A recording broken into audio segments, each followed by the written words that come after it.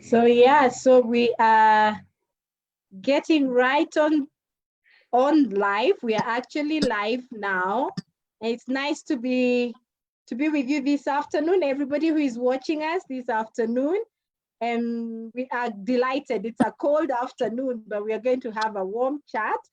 I'm going to spend 1 hour with two lovely teenagers. You know, the conversation has been going on.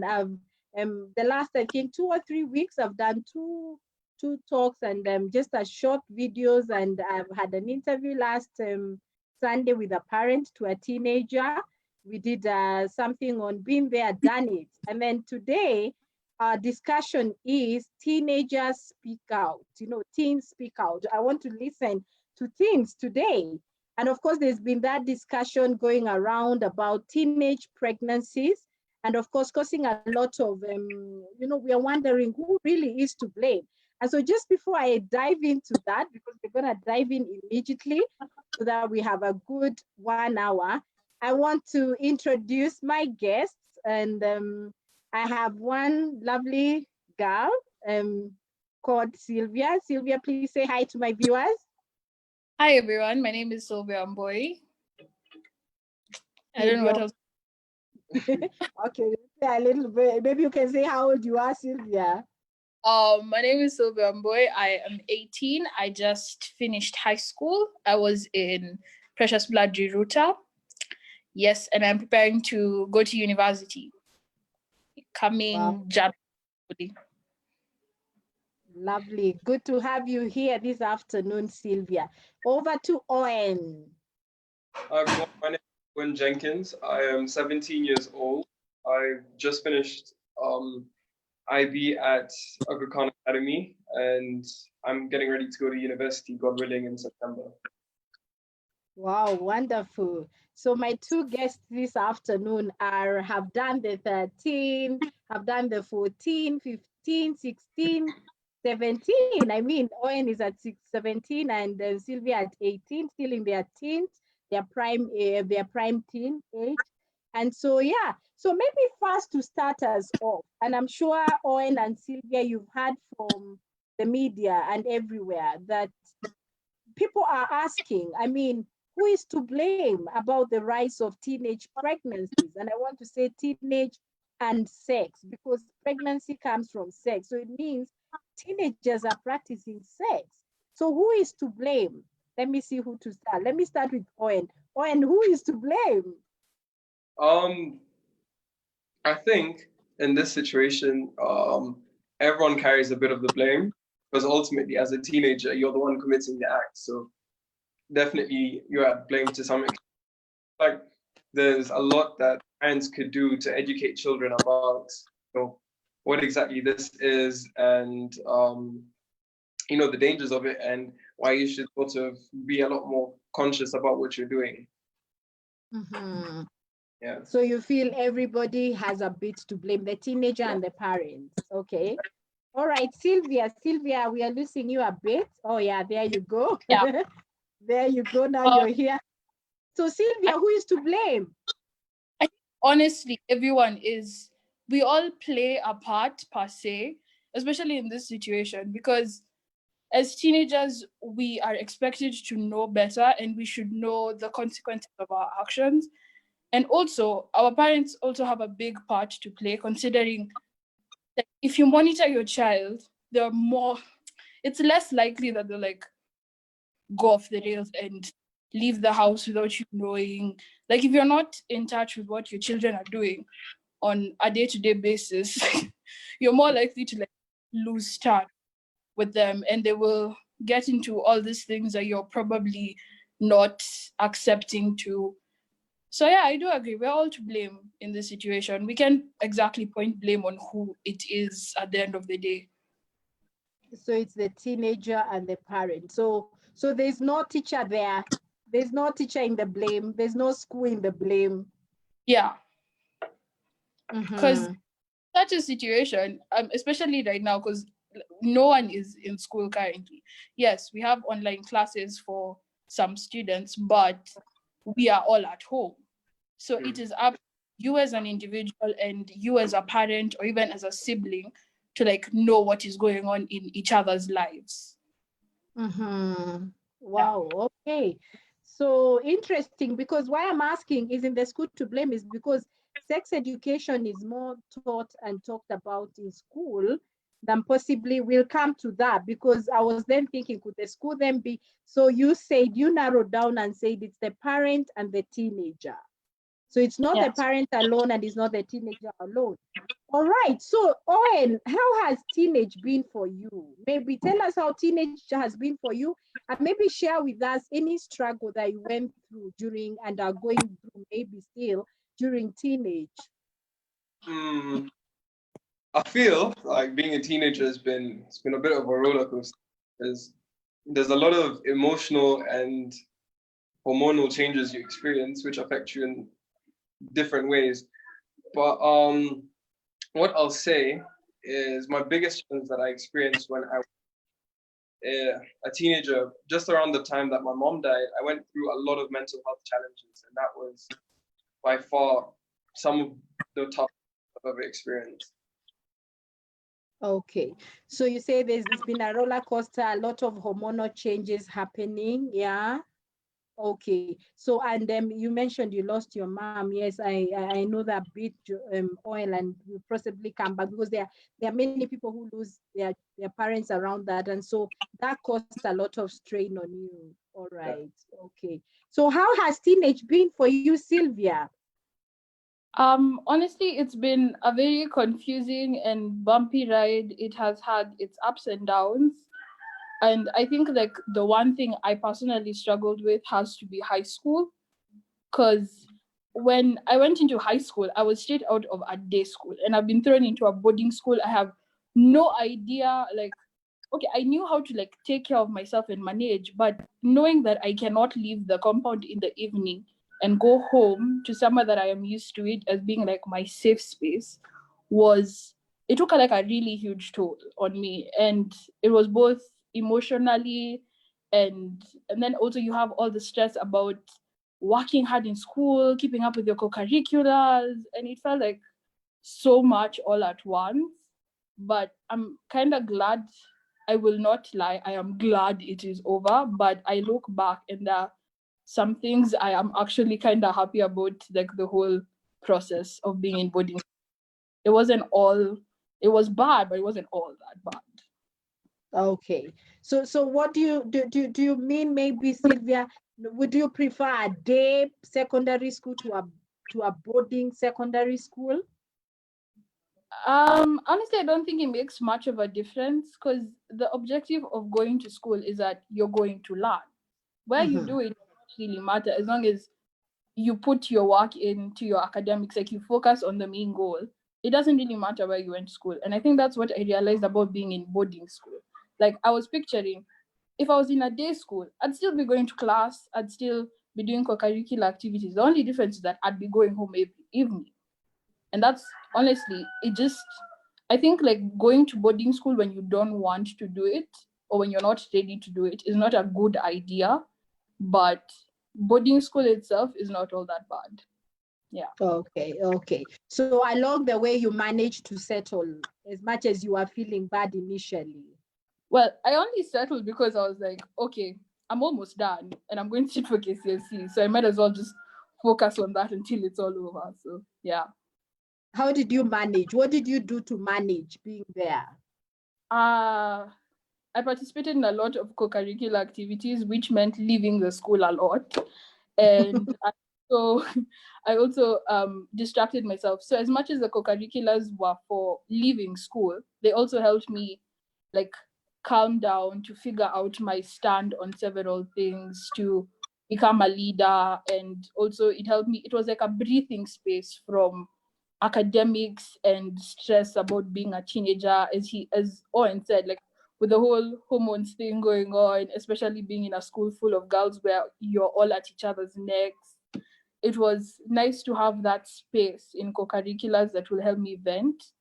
And also I picked up music, which was an amazing stress relief.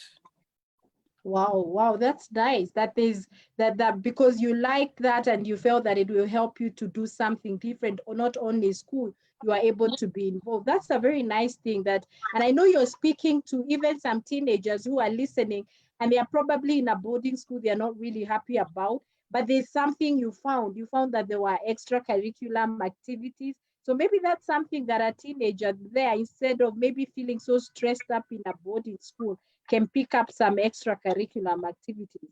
Wow, thank you for noting that, for bringing that up, Sylvia. So Owen, so teenage pregnancy means that teenagers are having sex at that young age. So when was the first time you heard about sex, Owen? I think I was about 12 years old, 12 or 13. I was still in primary school. We had a sex ed class in primary school. Mm-hmm. In primary school. So when again did you maybe talk a little bit further? When were you told, and who probably told you more about sex? I'd have to say, probably among my friends is where I started to discover more and more about sex. Yeah. Mm-hmm. From interacting with different people and all of that, you learn. So what were you, how, like, take us through that journey. So how, with friends, what is it? How do teenagers talk about sex? What do they talk about? How is that environment about sex talked about? Yeah. Okay, from my experience, when I was younger, say between 13, 15, sex was a very stigma, taboo kind of topic. And if you were talking about it, then it was very weird to be talking about it. But of course, as I got older, now turning 16 and in my last years of high school, it became something that we'd talk about, but not very much at the same time. So it would come up, but not necessarily be an entire conversation. Mm-hmm. So how would it come up? Maybe someone would talk about an experience or something of that sort, and then from there, that's where it would come from. And then, yeah. Okay, so another friend who is a teenager comes to tell you the experience that they had about that, and then that's how the conversation comes. Okay, so teenagers are actually engaging in sex. Owen. I'd say it's case by case. I can't speak for all of us. It's case by case. Okay, so Sylvia, when did you first hear about sex? At what age? It has to be around 12 or 13, because like we did, like in science, you'd learn about the reproductive system and how things go, but it was a very scientific version of it. So I guess like the first non-scientific conversation I had about sex has to be with my mom. And for the first time, I will tell you, it was the most awkward conversation. Because at that point I was like, so we can actually talk about this. It's okay. And after throwing in a couple of comments here to like loosen up the mood, it was a very enlightening conversation, and I really learned a lot, and it gave me perspective that is I probably would not have gotten if we had never had that conversation. Mm-hmm. So the difference between school and home is that school was what? You said scientific? Yes. But at home it was more like real life, like this is what happened, these are the consequences to you as a person. And like it wasn't just something you're seeing in a book and it feels so far away from you. It was something that it was like, this can happen to anyone, this can happen to you, it could happen to me, it could like these are the side effects of having premarital sex, these are the diseases of having unprotected sex. Like those are the conversations we had, and it wasn't like we did it all in one sitting. It's been like a long journey, so it comes up once in a while, we'll talk about it and then move on, like casually. okay. So, Owen, did you have sex education? I mean, sex talk with them at home or with maybe a father figure? Did you ever have it at home? I wouldn't say with a father figure, no, but I have had conversations with my sister about it. It's like it being extremely awkward, as Sylvia said. But the conversations like that turn out to be very informative because she'll share with you from experience and a real perspective. So everything that she's telling you comes from a place of knowledge, and you're able to better apply it because there's a lot more to sex, biological part of it. There's the spirituality, there's the emotional aspect, and that's essentially what can come up from a conversation with my sister about it. Wow, wow. So it was more real. What did you prefer the school one or the home discussion? Um, to be completely honest, they're both extremely uncomfortable. But I'd have to say with my sister, definitely. You have to say sorry? With my sister, definitely. Or you preferred doing it at home with your sister? Speaking about it, it was better. Okay, wow, that's nice to hear. All right, so let me throw this to you because as much as you like I began to ask you, everybody is asking who is to blame. Let me ask you, as a teenager, and not you're speaking on your behalf and possibly if not on your behalf of other teenagers, do teenagers by any chance feel misunderstood by their parents? Maybe Silva, you can go.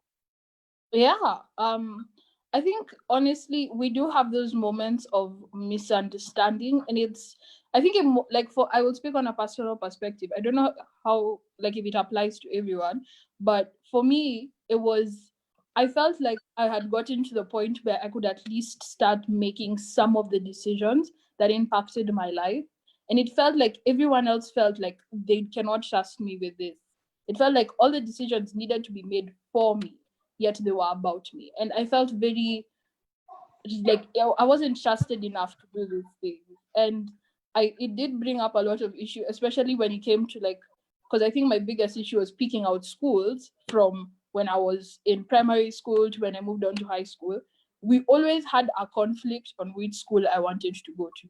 And all I wanted was for them to listen to me and not dismiss me, but to tell me, okay, this is why we do not agree with what you're thinking.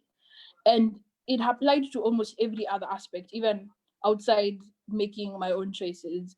Like if it came to who I should be talking to, my performances, instead of like at some point I remember my mom compared me to one of my friends, and that hurt so much because I was just wondering, I am your child.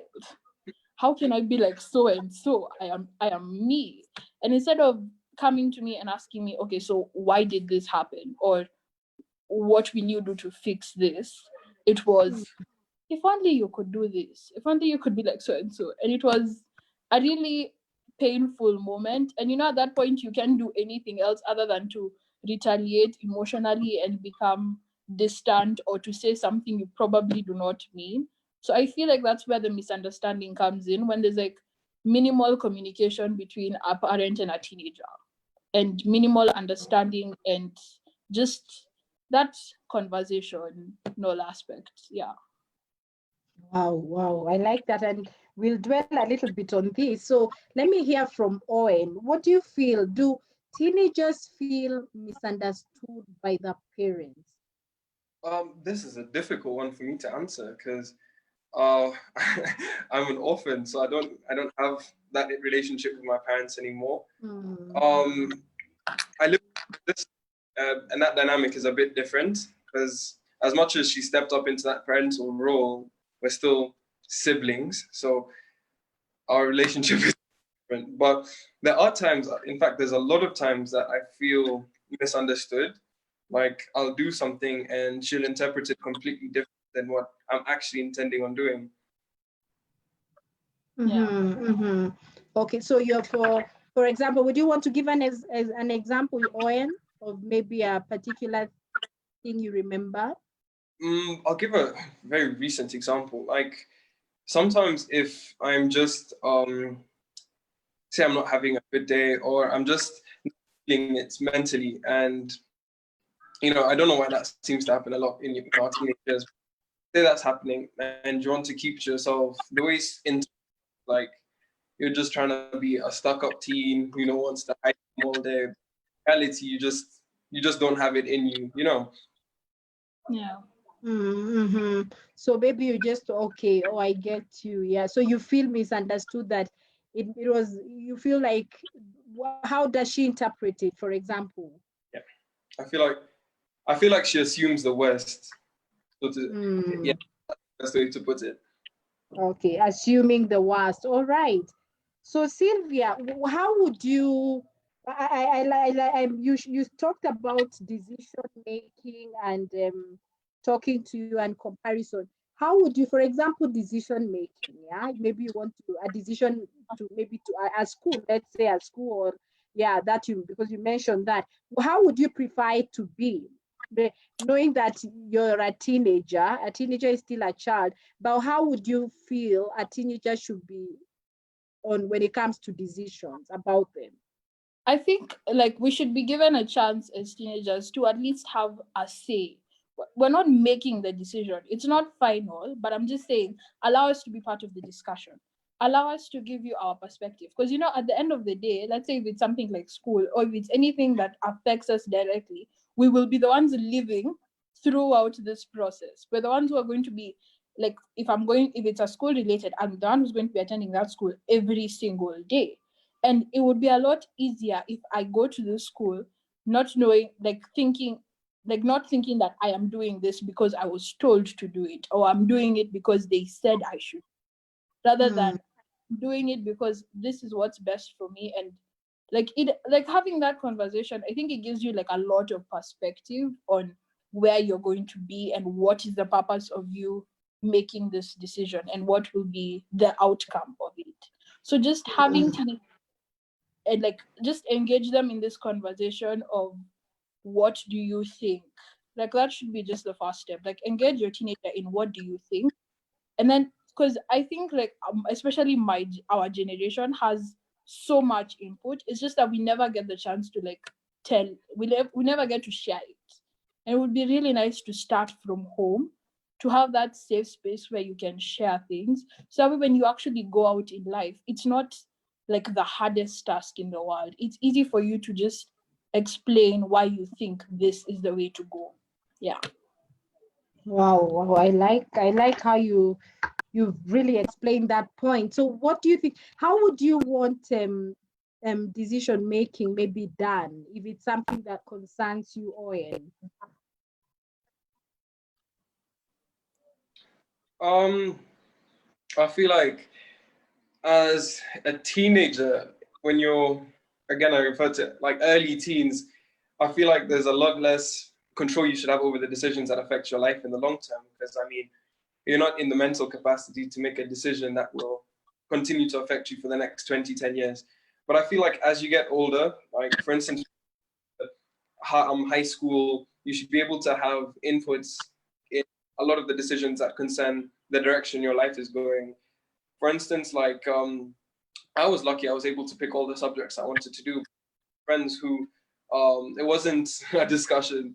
You'd come home with the subject list, and you're told you're doing biology, chemistry, and mathematics, and that's final.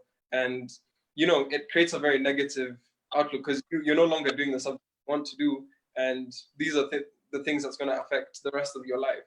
So I feel like certain decisions that will affect me as your child, or as you know the student, or in whatever aspect, like I should be able to have the freedom to make that decision with your guidance, because ultimately there are things you might know that I might not be considering as I'm making that decision, which you could input and then tell me, and then I'd be able to make a decision. All right. So I hear both of you say, Owen and Sylvia, I hear both of you say that it's not that you want to make the final decision, but you want to be included in the decision making. You want to be allowed to air your views, to share what you think about the decision that is going to be made for you. Yeah. And if I heard Sylvia clearly, is she said that the more you're allowed also to give your input, it helps you when you get to a point of your living. Like now, both of you have finished high school, you're just going to the university. You feel that if you're not allowed to, then is it that when that time comes, what do you think would happen if someone is not allowed to? Honestly, I feel like it will be a lot trickier.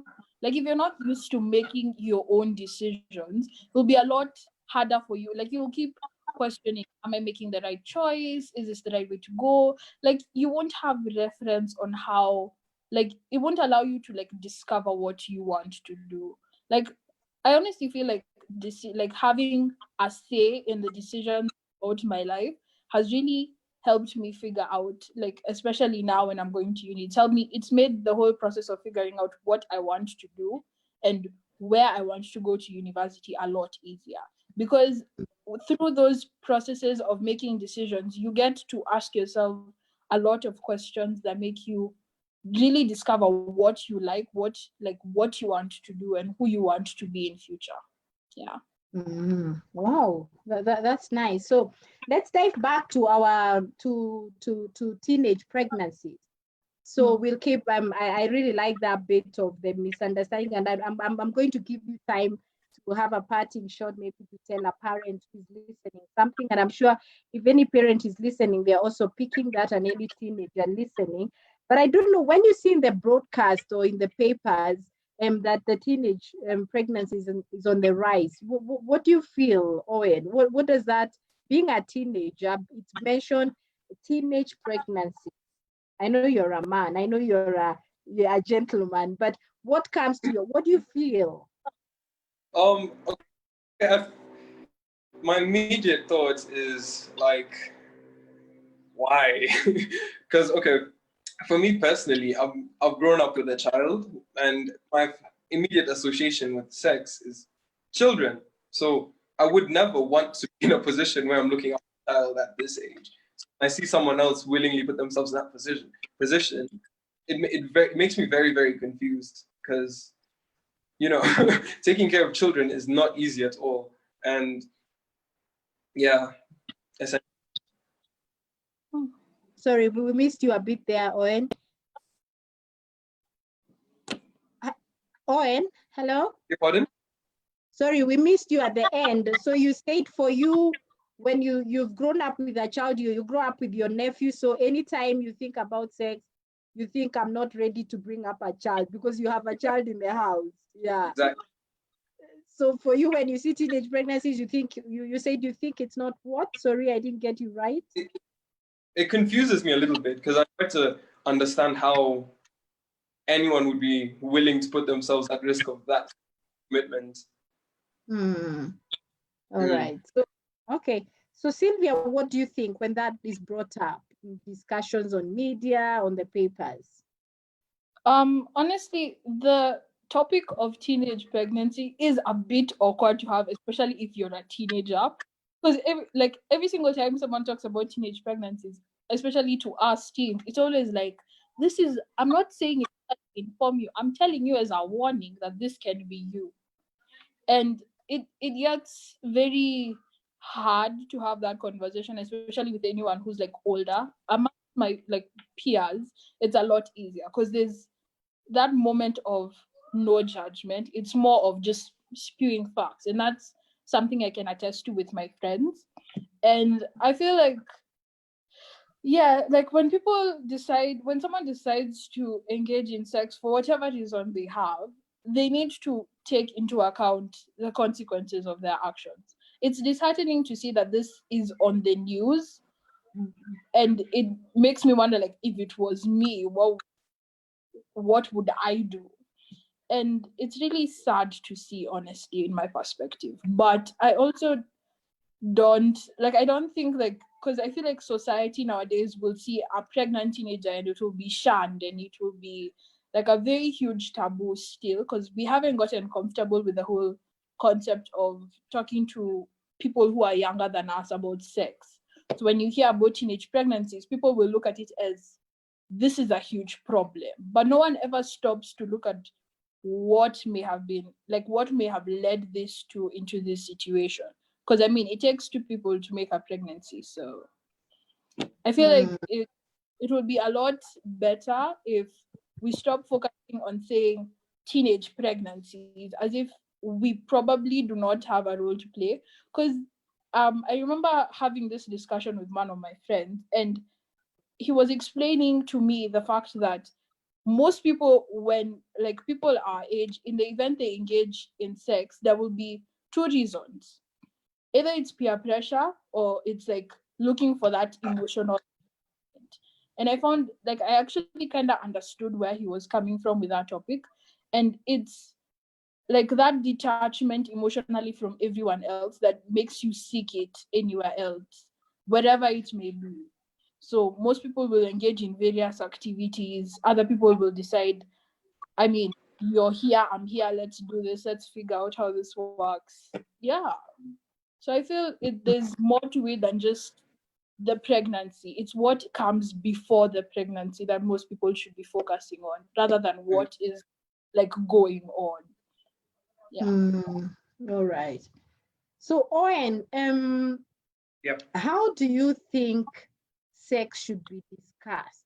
You know, the issue of sex. How do you think a teenager should be told about sex? And who would you, okay, I know you say that for you home is a better place, people who you're familiar with, you prefer them to do it than school, but how would you want it packaged? How would you want it packaged?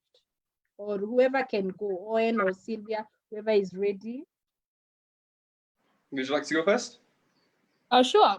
Honestly, I think it's like the high school aspect gives you like the functionality of it all.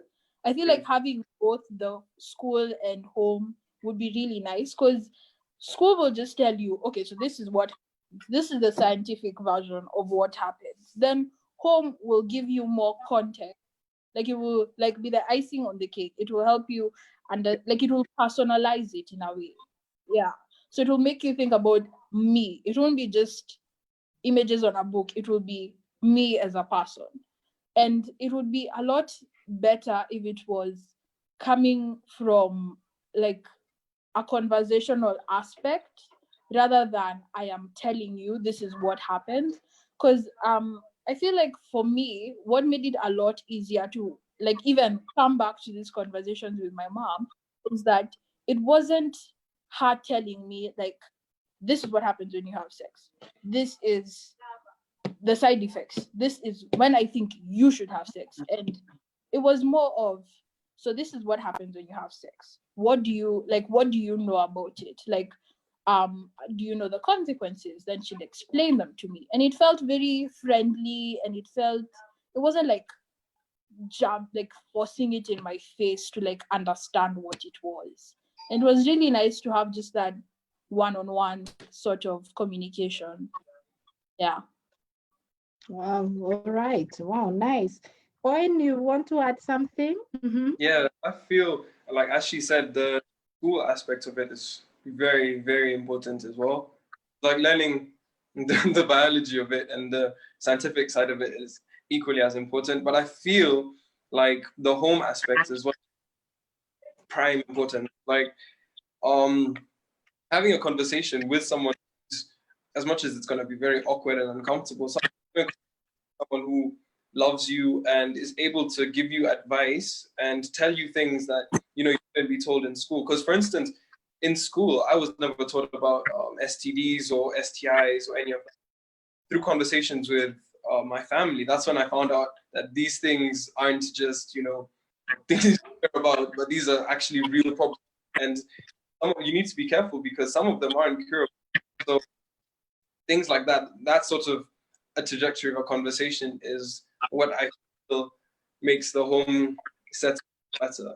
Now, ideally, if I was going to have that sort of conversation, I'd love to have it with a man because he'd be able to relate to me. I'm a man as well. The things he'd be able to tell me about his experiences specifically because he's a man. He'll tell me what to expect, so on and so forth. And yeah, because obviously having a conversation woman, there's only so much she can. I'll be able to relate to and understand. Yeah. Wow.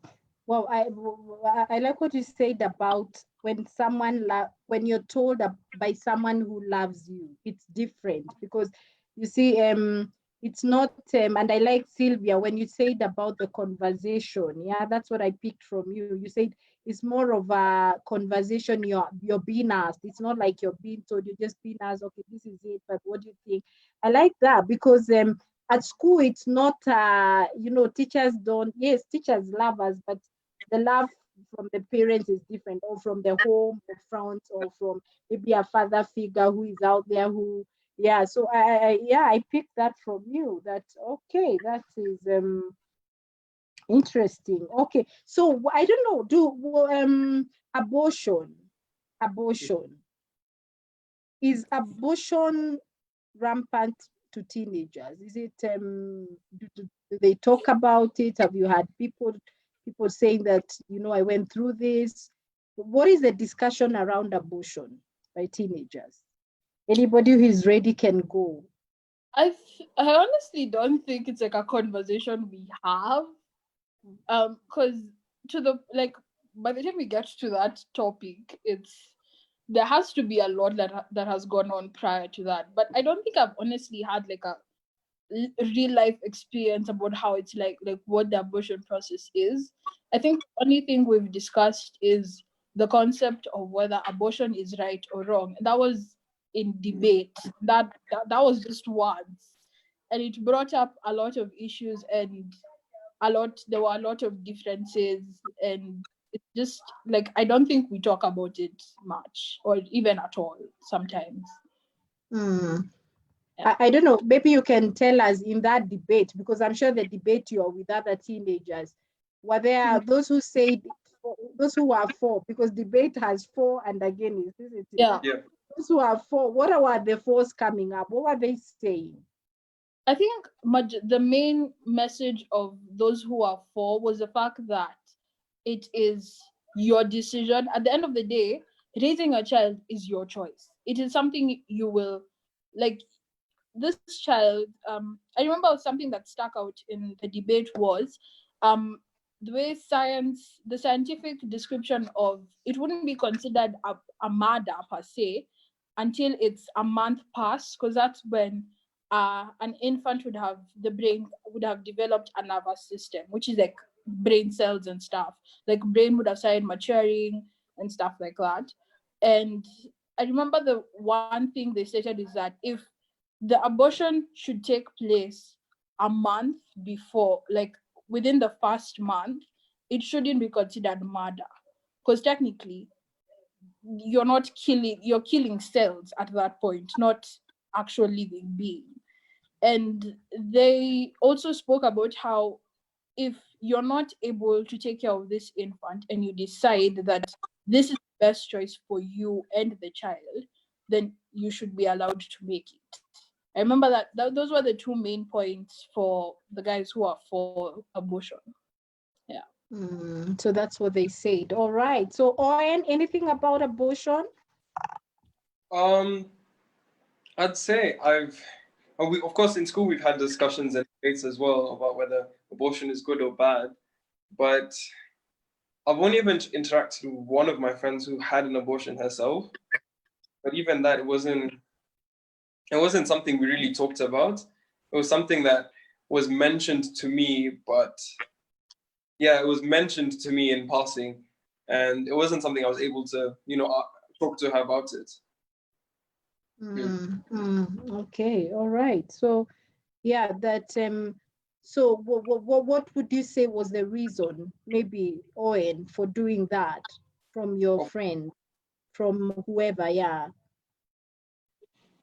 was it the I'd, same reasons mentioned by Sylvia? oh no, no, no. I just think for her it was that she's just not prepared to look after a child, because a child is a commitment for the next 20, 25 years. That's a lot of time, and if you're Mm-hmm. a decision at 17, 18 years old, you know.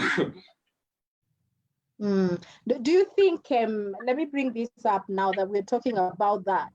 Do you think having a baby should be the only reason teenagers should not engage in sex? Obviously not. There's a lot more to it than just having a child. Like there's the possible STIs, there's HIV in the mix, like there's so many other things. Also, I don't know, like I don't know how true it is, but I remember someone mentioning the fact that it can actually affect your emotional state per se. Like it will have a toll on you either physically or emotionally. So I don't think the only reason teenagers should be like, I don't want to have sex, should be because I'm afraid of being pregnant. It should, like, I feel like when you do decide to have sex, it should be something that it should be at the right time, when you know all of the consequences. It should be with someone who you love and someone who you trust and someone who respects you. And it just needs to come from within, and it shouldn't be about passing time or feeding curiosity. And we shouldn't be steering away from sex and the topic of sex just because it will be an odd conversation or just because we are afraid of getting pregnant. So yeah. Yeah. Okay. So anything to add on that, Owen? Yeah, I think the same. I think for me, as I said, having a child is the biggest deterrent. But as well, STIs and STDs are beyond scary enough. Like, and there's so many that once you get it, you've gotten it, and that's your life now. So I feel like that as well should be a huge deterrent in itself. Okay, all right. So you mentioned something, I'm not sure it's Owen or Sylvia, about two things that you mentioned about was, one of the two of the reasons which were brought up about why teenagers would engage in sex. One was peer pressure that you said, and the emotional, maybe the teenage. What would help that teenage? What would help a teenager who has that emotional struggle that would force them to get into doing sex that early? I honestly feel like the emotional aspect comes from the need of like to be accepted, because when you're a teenager, you go through various motions of either not enjoy like loving yourself per se or not loving your surrounding, and we sometimes do get on each other's nerves, to be honest. And I feel like I remember when we were having that discussion with my friend, when he mentioned it, he was talking about in the context of when you feel like everything is against you, when you feel like no one could possibly love you. And that is comes from very several emotional experiences, um from either at home, with friends, or just like the surrounding. And I think the emotional aspect is very wide and it varies from person to person, and it's also quite rare. Yeah. Maybe if I take you back to home, because you mentioned home, and what at home would make a teenager feel not emotionally supported? Now that we are talking about a teenager, Owen, you can go fast. I see you already have something to say. Then Sylvia, yes, Owen. I feel like the way to emotionally support your teenager is talk to them. Like, I'd say more often than not, if I'm in a bad mental place, having just a simple conversation with my sister, even if it's not about whatever's disturbing me, but just having a simple conversation. We're not, you know, talking about school or what, but conversing as two people is very beneficial. Like, you could go into the conversation feeling terrible and then you come out feeling so much better.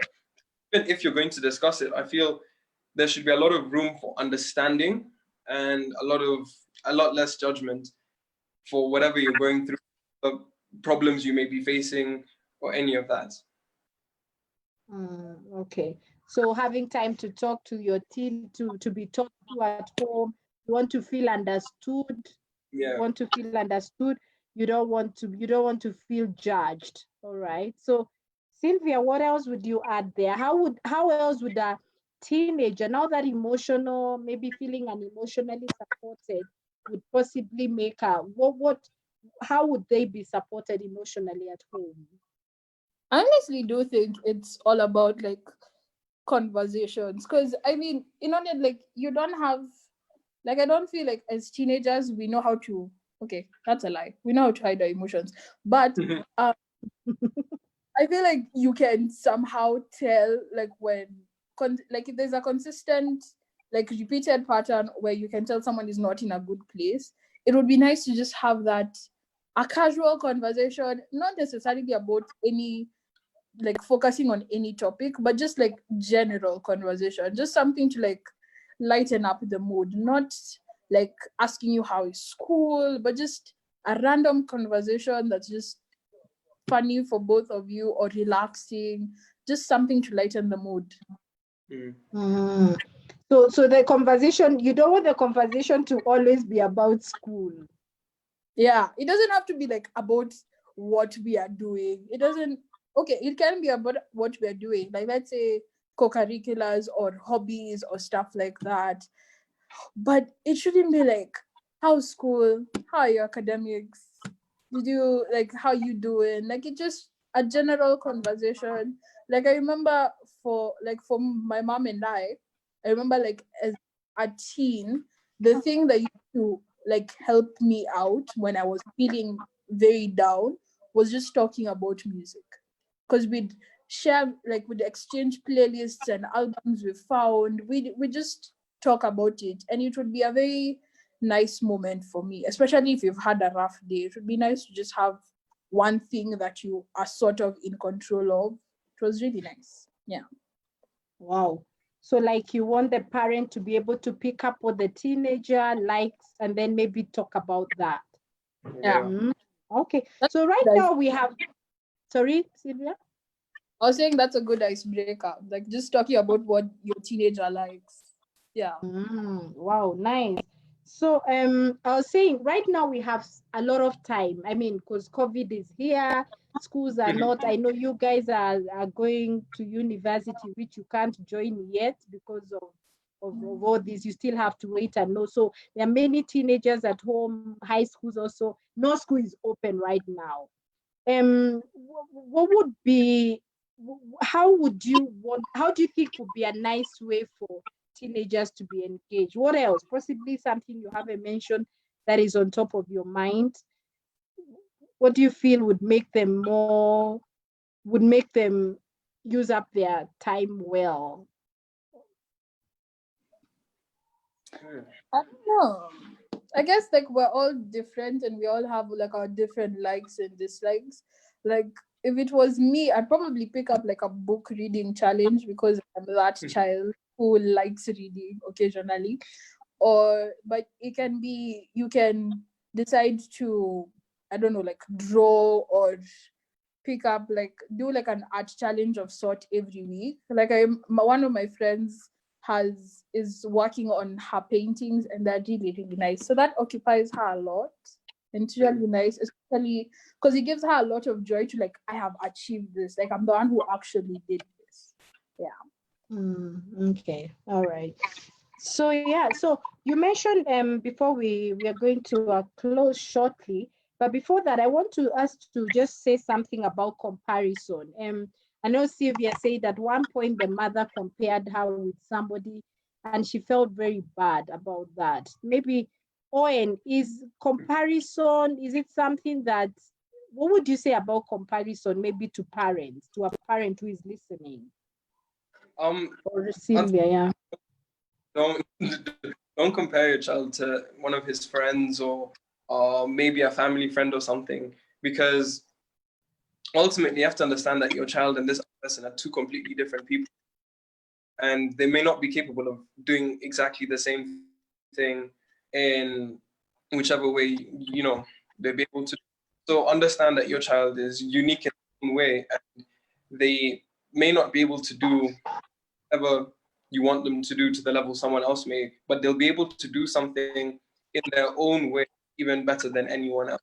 So give them the freedom to be themselves and discover who they are, because ultimately we're still children, and you're finding out what we're good at and what we're not good at, and so on and so forth. Okay. Sylvia, what would you say, want to add on that? I do agree that we should be given time to like figure out our way, and to like it shouldn't be like if you feel like your child is not performing well in academics, you don't compare them. You just encourage them to do better. You encourage them to be their best, cause and let them grow in their own way. Especially if like I know one of the biggest issues is like, especially if you're brought up in a big family, you will always have to live up to the expectations of either the firstborn or the ones who come before you. And that might just and that's not always the best thing, because each child will come in with their different strong suits. So you can have one who will excel in academics, there'll be another one who will excel in like arts and music and other things. And I think like the biggest thing as a parent is just to encourage your child to excel in whatever they put their mind to, without the pressure of them being like someone else. Because if they strive to be like someone else, they'll never get the chance to like grow in their own identity and figure out who they are and what they like. They'll always just be a reflection of someone else. And I don't think like that's what we should be nurturing teenagers to be, because that just leads to another long chain of unfortunate events. Mm. Wow, thank you for that. I'm really, and thank you for the rich conversation that we've had this 1 hour. I really like that you were able to. I like what I really picked is that emotional support that you feel you want us at home to give our teenagers, and of course it comes from every of those things that you've mentioned. You've said when we are making decisions, you want us to involve you, not maybe to do the final decision, but in the process of the decision. I like you said, you told us you don't want us to compare you with someone else. You can still be the best you can how you are. I like that. I like the talking aspect that you just shared, that you feel teenagers would like us to talk with them more at home, have a easy conversation. And I like that you said not just about books, and but you said more like something that you would want it discussed more at home. I like that, having those conversations. And I like also something you guys mentioned, that you don't want to feel judged, you don't want to feel misunderstood, you want to feel, yeah. So I don't know, maybe before you say your parting shot, what I want to say is, yes, I know you've said all this, but there's something about, at times a parent has never parented a teenager before, and that's why I felt it was important. Let's hear from a teenager. What is the teenager saying? Because again, times have changed. Possibly what I need to bring out is, what what your parent does, always they always have the best at heart for you as teenagers. They always wish the best, but at times maybe not know how to package it. And that's why, and I like what you said. No, let's talk about it. Let's talk about sex at home. Is different at school, is very scientific, but at home, I like what you said about, it's like giving real life experiences. You feel, because they love you, then you feel better when they do it at home for you as your guardians. I think that's what I picked out. And yeah, a couple more of things which I'll continue sharing, of course, to the parents out there, and even to anybody who, just to understand you more, because I think you said it, that it's not the teen alone to blame, and it's not the parent alone to blame. It's the teens and the parents. So how do we work together? Yeah, and yes, I like that. So I'll give you a parting shot. Sylvia just dropped. Yeah, she's Yeah. come back. Let me admit her, just to at least to be able to say her parting shot. Sylvia, oh sorry, you dropped a bit, but it's okay. Just come back. So yeah, maybe let me start with you, Owen. I want you to give a parting shot to a parent listening, and Mm. to a teen who is listening. What would be your parting shot, if you Um, when you yeah. I feel for a parent who's listening, as much as possible, try and put yourself in your teenager's shoes. Try and remember what you were going through and what your face was like when you were their age. and that will help you be able to understand a lot of what they're doing and what they're believing and what, you know, how they're going about their lives. As well, as much as possible, when you're having these conversations, be as honest as you can. Because, for instance, from the conversations I've had with about sex, especially, it's helped me so much that she was honest with me, and she didn't try and, you know, cover up all the gruesome bits and all the things that usually you'd hide. But from being honest with me, I was able to learn the more important nitty-gritties about, you know, what you should and shouldn't do. Now, for all the teenagers who are listening, I'd say most importantly, just try and educate yourself. Try and make sure every decision you're making in whatever situation, you understand as much as you can about it. You understand the effects, you understand the reasons why you're making the decision, you understand what's going to happen to you, what the perception of you is going to be. And, you know, you just make sure you're fully informed about every single decision and use that to guide you in your everyday. And I'm sure you'll do a lot less things that you'll regret. Wow, wow, that was really nice. Thank you. And I'm sure a parent who is listening and a teenager who is listening has, I mean, I wouldn't, that was powerful. So thank you very much. I see Sylvia is not back yet. Probably internet, but I think we've had so much from her as well as we have had so much from you, Owen. It was a joy to host both of you. I must say I was honored, you know, surrounded by two teenagers. So yeah, just to say, to tell every teenager out there that we value you, and to tell you that yes, as parents, we will also try and learn you more, and you know, putting like what Owen says, getting to our shoes. And that's why I said, no, let teens speak out. Let's hear what they're saying. And thank you for the conversation, and even for allowing, you know, just to come out and speak, and even about very personal things. We are very grateful. Yes, and my viewers for tuning in. I'm very grateful. The conversation continues because we have to do this. We have to know what's my part as a parent, and we have to know what's the part for the teenager out there. What do we have to do so that we can flatten the curve of teenage pregnancies? We can flatten, because we know teenagers are still, is it flatten the curve? Yeah, exactly. Yeah. Yeah, so that we do not have a rise. We don't want children getting children, because it's not the time for that. We want them to grow and be able to, and you said it rightly, you have a child in the house of your sister, and you can't imagine being a father at this age. So yeah, teenagers, is not the right time to engage in sex. And parents, let's have these sex talks right in our table rooms. Let's talk about it. It's not a taboo anymore. So thank you for being with us, staying tuned this afternoon. Have a lovely week ahead, and see you next time right here at Before and After I Say I Do page. We are grateful. Have a nice week. Bye-bye. Thank you, Owen. Thank you for having me.